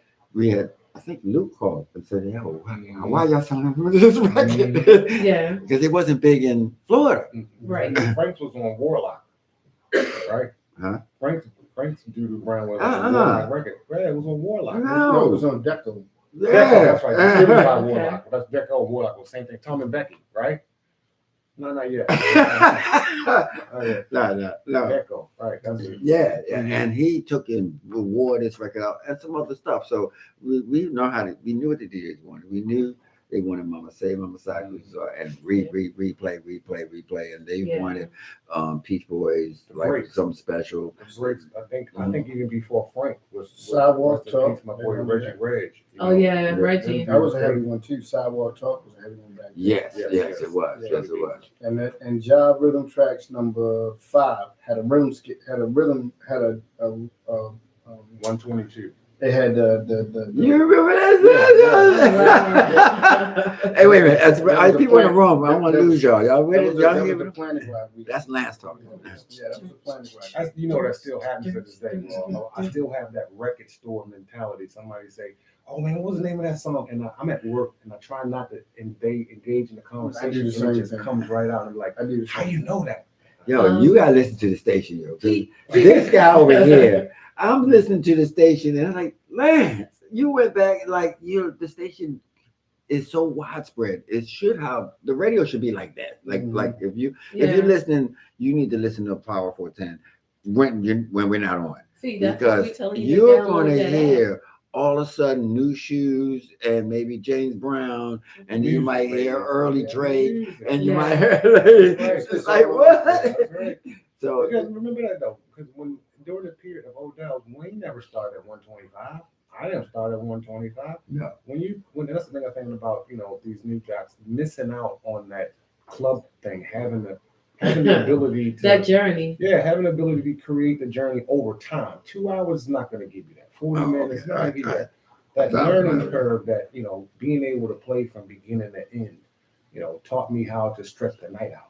Right? Yeah. Make you come in at one tempo, you leave at another tempo because your clothes are sweaty, wet. You forgot where you was for 6 hours, and you leave out, you're like, oh man, I forgot I was in. You're looking at your watch. That journey is important, and I don't think they've gotten a chance to do that. It's kind of the club for one. Yeah, especially like Paradox. You go in there at 12 o'clock in the morning, come out, the sun is coming up when you come out. Now, not unless you play at the Coconut Lounge, you by yourself. Yeah. Wait a minute, that's a good experience. You can still get some parties like that in New York. You get them here. Like you go on Frederick Avenue, pick any bar in there, and play there. Yeah, it's what you're talking about. It's called a second win. Yeah. You playing, you got to play for 5 to 6 hours. So you about 2 hours in, you're like, I don't played everything. But then your mind kick in and say, wait a minute. Oh yeah. I know. You know what? I got a second win. That 1722 crowd and when they come in at 2 o'clock. Not the people. You get it. Yeah. You come in at 2 o'clock. You're like, oh, I forgot this. And then it's not even that. It's your brain starts after about 3 hours. Yeah. Your brain starts thinking more complicated. Like, what? If I'm gonna do this and I gotta be here and it's only 11:30 and I gotta be here till 2, I better entertain myself. And that's not being selfish. If you understand anything as a job, if you're not entertained, how are they gonna be entertained? Right? Exactly. Right. So that's my first thing, and it's not selfish. But for me, is I need to be entertained, and I realize for me that comes with a big package. I need a sound system, right? I can't do the 2 speakers on the stick and the sub that don't get me entertained. That I want to play the records you like, but you're not gonna see me in. I don't get involved in that, right? Wait a minute. Did you say 15 minutes? Yeah. Okay, moving along. So I talked to Jerome the other day, right? And Donnie, please get well, man. If y'all friends with Donnie, hit him up and let him know you love him. Sometimes that's all it takes somebody to get better faster. Send hugs. All right, so I talked to him and he said, "Yo, I'm playing with Tony Humphries." I was like, "What?" So tell him what. November 8th.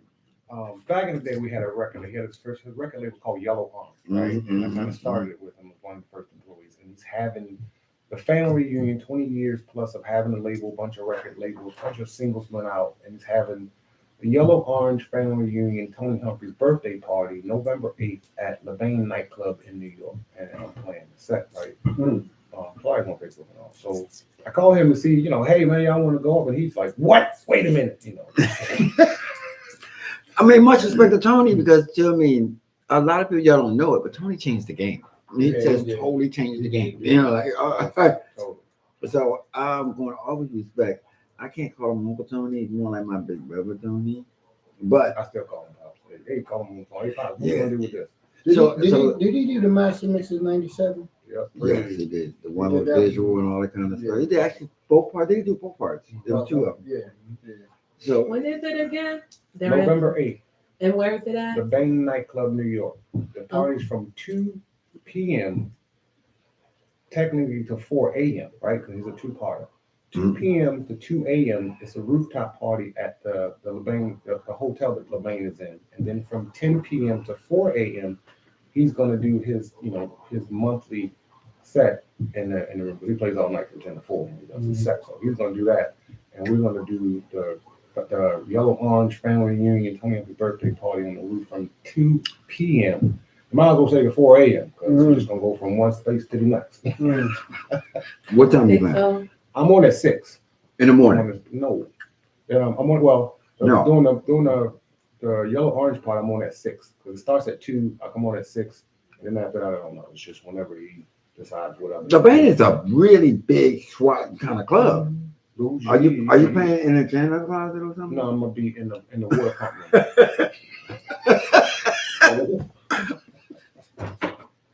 Hey, look, No, man, don't it's tell cool. Uncle Tony. Don't tell him that I'm trying to come here. No. It's cool because Joe's gonna play. Joe from Moving Records, big bro. Joe. Really? Yeah, Joe's gonna play. Don't tell him either. You didn't told them if they listen. Somebody that know they listen. Joe don't listen to tell this them show. I'm This show not Don't tell them that. I'm coming. You just don't. I'm not coming. I'm not coming. You changed your mind that quick. So these two together again, it's gonna, sometimes like if I play with Jerome, I'm gonna rub off on him. He's gonna rub off on me. You put Tony and him together, but are y'all gonna play together? Mm-hmm. This is what I'm thinking. That's a long day for him too, right? If you're 2 to 4, I don't know how he's gonna play his part out, bro. That's a long day.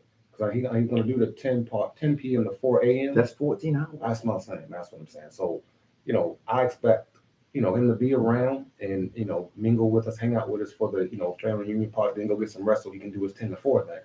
So the family reunion. So everybody be there. Abby gonna be there. Earl, Bird's gonna be there. Oh. Everybody's coming, bro. Yeah. I have a question on Master that. Cav's coming into town too, right? All right. I have a question for you since you did bring that up. J. Reg said Durrell his DJ pass Durrell is pass as a DJ. He tends to mold himself after DJs that have residencies and play all night. I'm not a fan of the 3 to 4 hour DJs at a party. Can you share how you strategize your long sets back in the day? More like, man, good question. What's up, Jay? Whoa. I think for me it was more so tempo, right? I don't warming the room up is important, right? You don't want to come in blaring loud.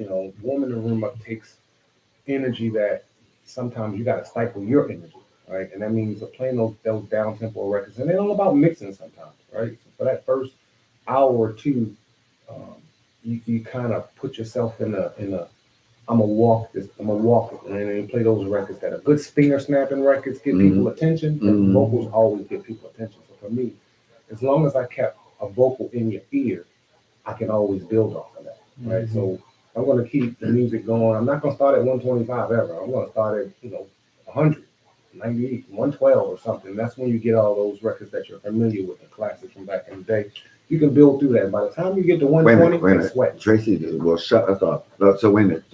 You're right. And then what happens during the night?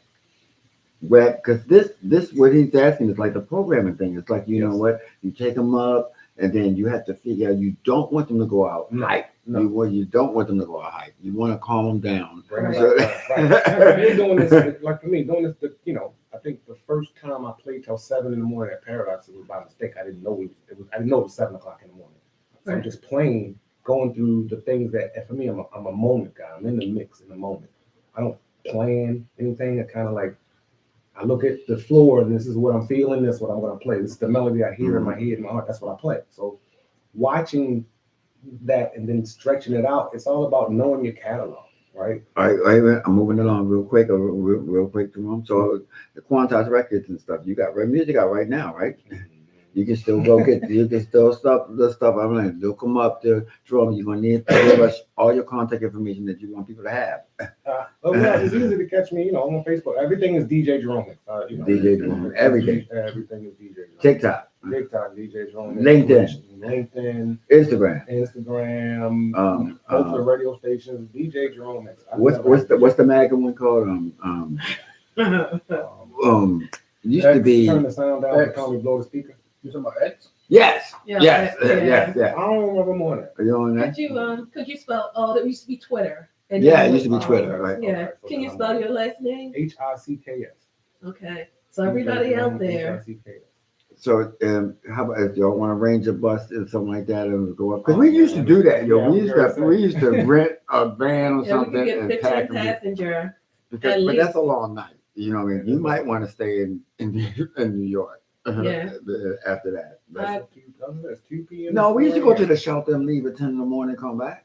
Shoot, I used to, I still do it. I get on the train.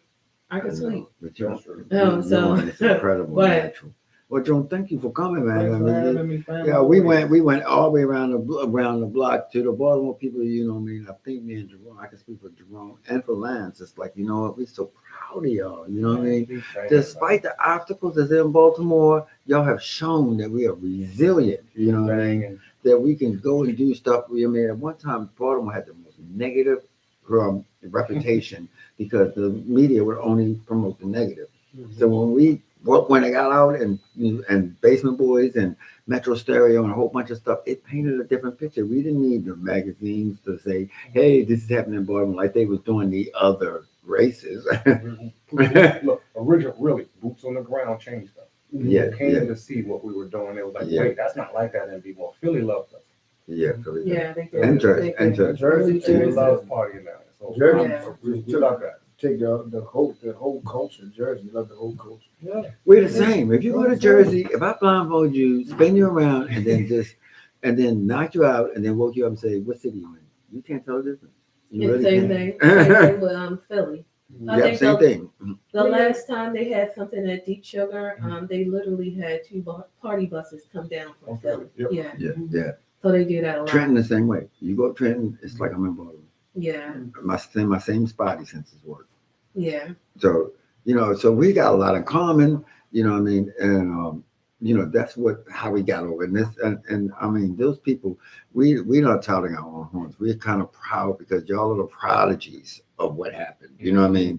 We just was doing what we loved. You took it and made us proud. Like, wow, did we have any idea that was going to happen? No. It's what I tell people. You're going to play. Listen, I love DJ. That's never going to happen. But I listen to all of them and all of you guys playing. It's amazing the energy that y'all got. I don't have to play.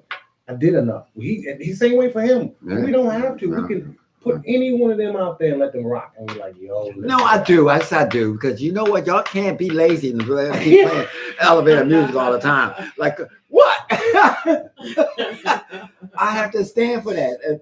Jerome. Yeah. People say, "Oh, well, you have too much a show." Jerome, how long have I been a show? I'm 16. Since I was 14. I was in Mondawmin Mall. So people say you changed. Like, no, I didn't. You just never knew me.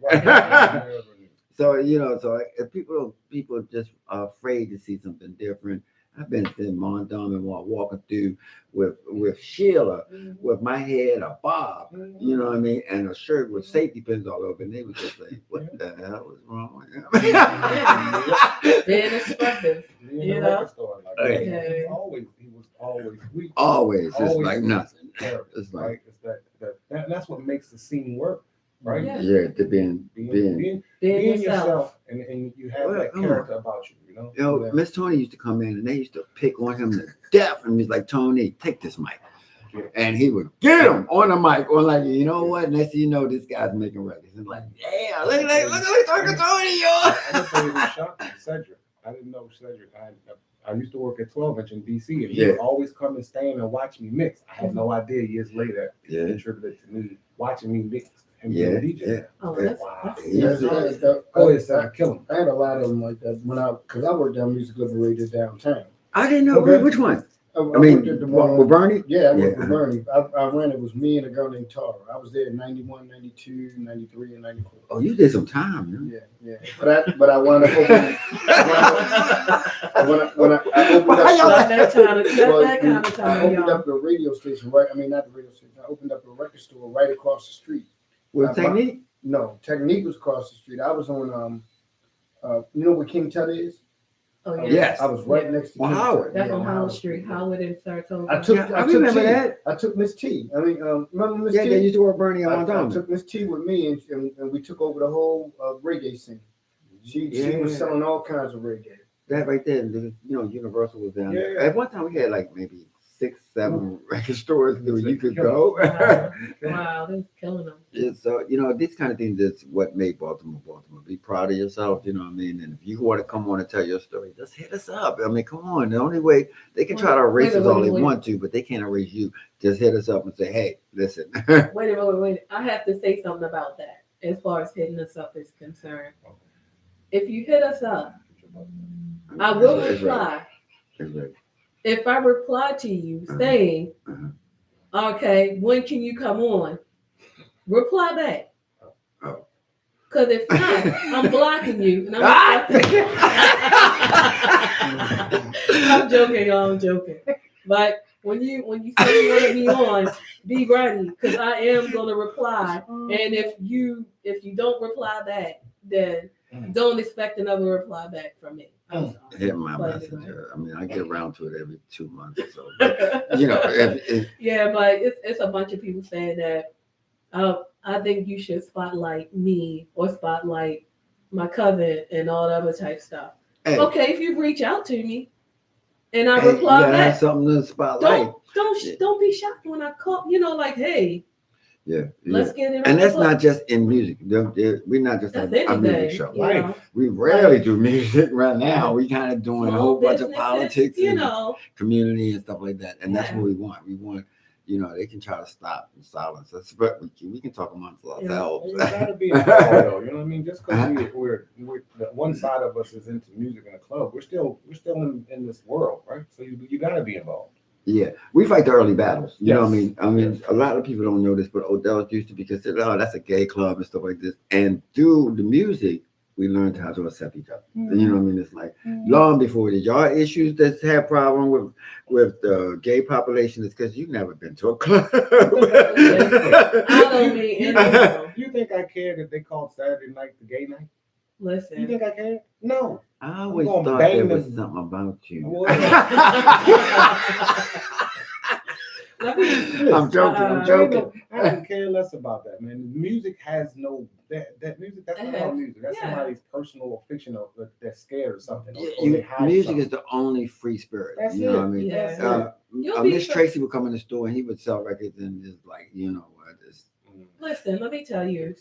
You have so many people who are LGBT in hip hop clubs, and they have on gold chains, diamond teeth, ruffle sweatsuits, or whatever sweatsuit you got, and they look so hard, but I just don't they prefer same sex. Why is what do I got to do with me? Yeah, why? I don't get it, but that apparently they do. I mean, you hear the stuff I hear, like, really, like, yo, for real. What's funny now is that all those people who claim, that I was playing that gay music is now playing this music.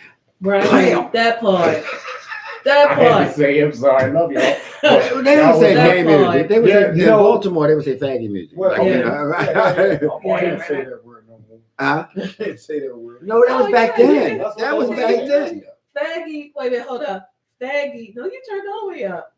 Take your No, he's not. Take this up. No, he's not. Tracy. You on number one. Now, take that off. See? See? Take it off. See? Oh, I ain't saying if y'all can't see him, I'm talking about the mic. What was you saying? I forgot we were on radio. What was you saying? I said something about faggy music, and you said. I was saying the joke. You can't say that well, anymore. no, we had to be okay with it because some people came in the store and it was like, got any of that faggy music? You know what I mean? They don't mean it like that. They mean it. That's how they identify it. You know what I mean? Because it started in the gay clubs. You know what I mean? Because the gay clubs was always the first to break the stuff. So they broke hip hop. They broke imports. Say that again, and 90% of the people don't catch that. Exactly. What? That they broke hip hop? Yeah. No. The music in the gay clubs, right? Yeah. If you think about where our music was broke at, and all these people running around talking about gay, faggy, this and that, you was in the club. If you talk about Odell's, you was in the club. If you talk about Fantasies, you was in the club. Yeah. If you talk about Paradox, you was in the club. So let it go. Exactly. Well, if we have been let it go now, you know what I mean? Unfortunately, we lost a lot of people through the war, HIV and stuff like this. So it took that for it to become now accepted. You know what I mean? Because now it's not that many out of the terrible loss. The resilience again. The music is resilient. It's like, you know what? It's starting to resurge again. That's right. That's right. Where they try to put it out like disco sucks or whatever, they can't really stop it. Yeah, They can't. EDM is the best flattery we ever had. It's like, you know what? You can try. Yeah, like y'all making millions of dollars off of what we was doing in our basement. Yeah, pretty much. Yeah. so respect yourself, people out there. Come, you hit us up and respond to Tracy. Respond to me. That's all I ask. You know what I mean? Respond. I don't care. Download the app. Tell them. Yeah, listen, y'all. And we need some followers. We need Instagram followers. We still ain't get them. No, we need. Why y'all not following us? We need 80 more followers to go live. 14. Yep, power 14. I want to come back and do a set. Oh, you got Hey, it. let's do that. You know, we're going to have to be called the power session. Power sessions, yeah. It's like a boiler room. Oh, let's do it. When we're going to get this started? Let's do it. Don't, man, don't, I'm not on that. You know what? We can No, get it started. no, Yeah, I'm ready. You know, I'm ready. you ain't got no filter on that. Let's do a Metro Stereo boiler room, me and you. Look at the time. Say, We can do it. He came up here and did his boiler room thing. He had the lady from Japan and everything upstairs playing. yeah. And did it on the video and all that stuff. And we was live the whole time. And did you go find out, did he get flagged or kicked off of Facebook? Oh, I don't know about none of that. We filed 4 times.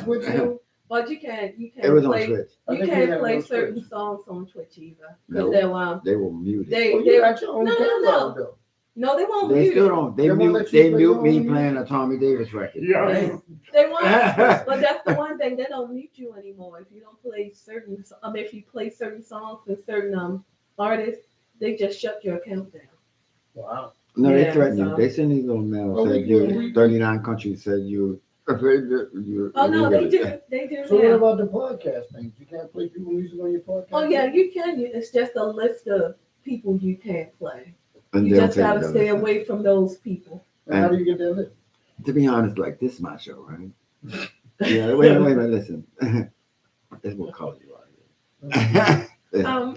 You can't. I know you can't play Queen. You can't play Jay-Z. You can't play Rihanna. You can't take major labels. Yeah, Right, it's mostly the pop stuff. And that's the pop stuff. Yeah. Well, because they. But if it's a sample of that, if they pick it up, If a computer picks it up. yeah. So. Yeah. So we can't do the border. Oh yeah, you can. I mean, do we the can't- border Who room. you broadcast through. We can one Yeah. time do it. Meaning that if we do the Let's see border what room, y'all happens. have to come in and catch it live because after that it's gonna go. Yeah. Exactly. Then they'll come back on like they'll mute that much of out of it because they read the computer record. It's not a person, It's an AI. it's a computer, right? Yeah, the computer. But you know what? Maybe let me think about something. I can get a broadcast stream channel that because when they do that, when they do the little sessions, right? They Mhm. broadcast to a stream service that doesn't mute, so it takes care of the copyright deal. Okay, as Yeah. yeah. Like Right. Mixcloud. Right, so you don't have to have that. Now issue. we can do Mixcloud. Yeah. We need to do that. Whatever one we need to do, that's what It's we need to Mixcloud. do. Well, look at the time. My name is Tracy Stevens, and our guest Jerome Hicks. Could you please? Thank you for having me, fam. Contact Thank you. information one more time, I'm Joe. DJ Jerome Hicks on everything. Facebook, Instagram, Gmail.com. Spell it. DJ JeromeHicks at gmail.com and my yahoo.com. It's just DJ Jerome Hicks. All right. You know, seriously, you gotta come back and Yeah. you know what I mean. I want He to do said he more wasn't round gonna play. time. He said he was gonna play a set. Yeah.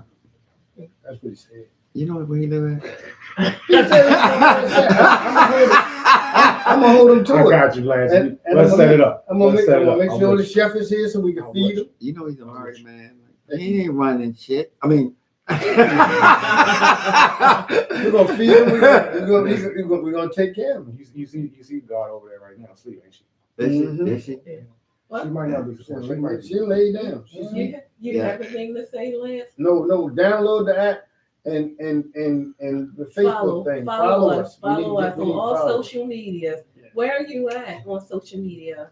You're on Facebook, Facebook, Twitter. Well, it's X now, X, right? and what's the other one? Instagram.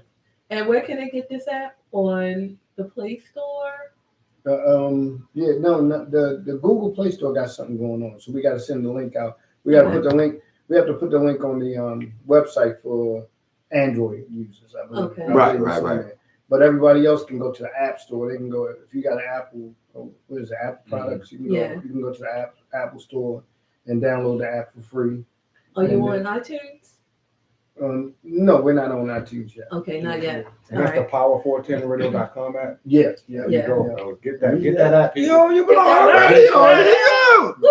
He said the whole thing too. Like, Norman Tracy do that too. Yeah. Listen, he don't know. I mean, CEO is in here. We could have a fundraiser for Power 410 Tommy Davis show. Lance, we want phone lines, and we want y'all to be able to call in. So when we had this fundraiser, help us do it. There's some poor radio person.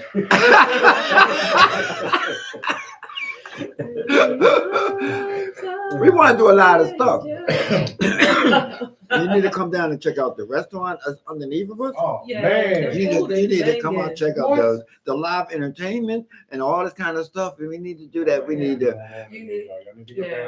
Y'all really do. You really do. Wow. That margarita pizza is off the hook. I'm just So, saying. and we need some stuff. Wait a minute. Oh, wait a minute. My phone ringing. Hello? What phone? Say. I'm glad I'm not on the picture. We're gonna have. We'll let you know. I'm gonna work it out with him and stuff like that to figure out how we can raise money because we're gonna need more things. We need more cameras. You see how it's only me and Jerome. That's Now, how I set it up. Monday we'll have him his phone. Y'all heard that on air, right? Y'all heard that. Next Monday he will have his phone line. It's pointed at y'all for a reason. I don't want to be seen. Oh, Really? okay. I got the guard voice. You know the guard mic thing. No, it's not working. Oh. You need a mute button. No, I'm gonna get one. We get one. But all right, we'll see next week. Y'all heard that. Y'all heard that. We're gonna have it next week. Yeah, I don't care if it's one, yo. It could be a We flip. got It could be next week. You're gonna have the phone line where they next can week. call up and I can hear them right That's now. right. Next week. And so they can say, "Hey, Tom, it took y'all long enough to Next get the week, phone, you're yo." gonna have your phone line. I promise you, you'll have your phone line next week. When you get in here next Monday, you'll have your phone line. It's just important because I mean, I get people all the time. They want to come in here, and I was like, "Y'all can't come in here." And then the next, like you joined in. That's what they want to do. I said, "No." Some people shouldn't join in. So it's just saying. It's time to do the boiler room, bro. That'll be another. It's That'll the be power It's the session. power session. Because the boiler room is trademarked. Okay, got you. Let's do the power session, but then that takes us back to, like you said, us being available as DJs to the people again. Yeah, it makes me buy a lot of music. I know that. That's why we didn't get the hands on radio, and we just took that and just made this thing. But yeah, that's anyway. something I don't mind, Joe. We know how to listen to records. One of the skills that we got real quickly is that we can listen to thousands of records and pick the hits. That takes a certain talent to be able to pick what somebody gonna like. Yeah. So if we did that's what we used to do back in the day. We told them what they like. We sure did. Based on what we like. Now they're trying to tell us what we like. I don't get it. Yeah. I ain't never heard of that. They let the radio tell them what they like. Yeah, what to play. But anytime you got the radio telling you what to play, that's the interesting show. We need to set this up. That's a whole other show topic. That is, we want to need 2 more seats and 2 more mics and a phone line. So because I heard y'all talking about all the old school music, but y'all, and when you talked about slowing it down, that's when, because I was into that whole European thing when it first hit back in the early years, like the Human Leagues and we was pushing it. Everything, Peter Brown and all of that stuff. We was pushing it. Yeah. We didn't have a color. Yeah. There was nothing that sounded like that at all. Yeah. Tears for Fears, everybody. Yeah. Oh man, I remember Bostitch, all of that stuff. Oh, keep going. Yellow, what's it? Yellow. Yeah, Yellow was what. State Farm. That was nobody knew what I was talking Situation. about. Look of love, ABC. And they changed their name. First it was Yazoo, and then they changed their name to Yaz. Politics. We could talk about all the stuff. It'd be a great show. It'll be a great show, but right now. Now you look at the time. Look at the time. I've said it 3 times, y'all. Y'all know what to cut y'all off by now. But but the station. You can't cut the CEO. We'll be looking at the scene. You know what, like, Tracy? We love you, baby. Wherever you are. What used to be Tracy right now. It's like missing. Tracy, take us out of here. Thank you for listening to Power 410. Power 410. Download the app. Because we sound so much much better in stereo. Download the app and play it loud. Thank you for listening to the Tommy Davis Show, and we will see you next Monday from 7:30 to 9:30. Or unless the boss is here, and then we'll end when he said then. Have a great Monday, and we see you next week. Good night, y'all.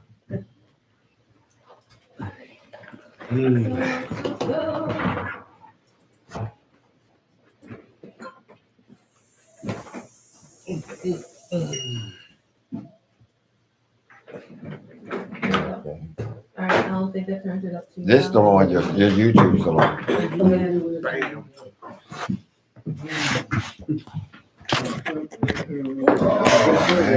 Each week the shows get more funny. I get people walking and say, yo, y'all sure? I be like, y'all really be talking.